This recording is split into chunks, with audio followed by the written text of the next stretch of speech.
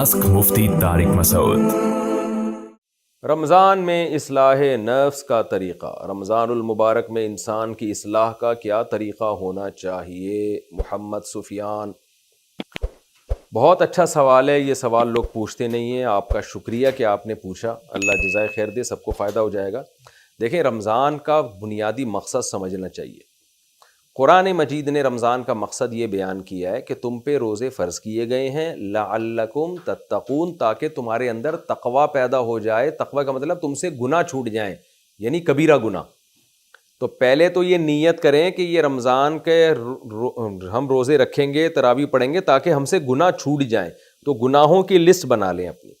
किसी को बदनज़री की आदत है, किसी को इंटरनेट पर फ़ोहश फ़िल्में देखने की आदत है, कोई अपने वालिदैन से बदतमीज़ी करता है, कोई बीवी के हुकूक अदा नहीं कर रहा, औरत शौहर से बदतमीज़ी कर रही है, कोई अपने औलाद को टाइम नहीं दे रहा, किसी ने विरासत तकसीम नहीं की, अपने नाबालिग छोटे बहन भाइयों की विरासत पे कब्ज़ा करके बैठा हुआ है, कोई सूद खा रहा है, कोई हराम आमदन कर रहा है।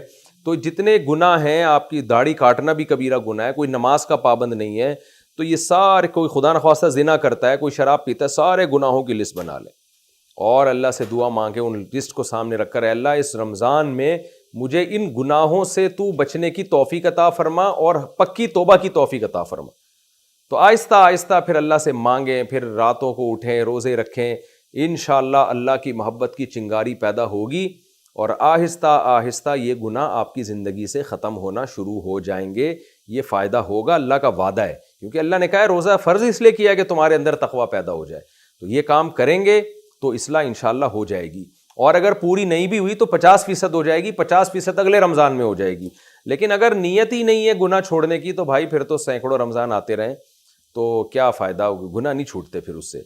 तो हदीस में आता है बहुत से रोज़ेदार ऐसे हैं जिनको रोज़े में भूख प्यास के अलावा कुछ भी हासिल नहीं होता।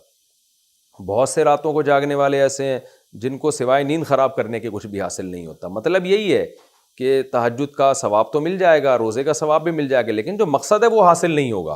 तो मकसद है गुनाहों से तौबा करना। इसलिए ये करें, गुनाहों को अपनी फहरिस्त से आहिस्ता आहिस्ता निकालने की कोशिश करें, अपनी ज़िंदगी की फहरिस्त से।